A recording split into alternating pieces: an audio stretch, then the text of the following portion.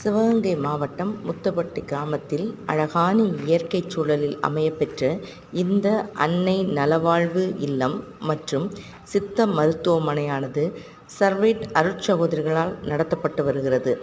இங்கு கைவலி, கால்வலி, தலைவலி, முழங்கால் வலி, மூட்டு வலி, வீக்கம், இரத்தக்கட்டு என அனைத்து நோய்களுக்கும் இயற்கை முறையில் மருத்துவம் பார்க்கப்படுகிறது. அருட்சகோதரிகளின் அன்பான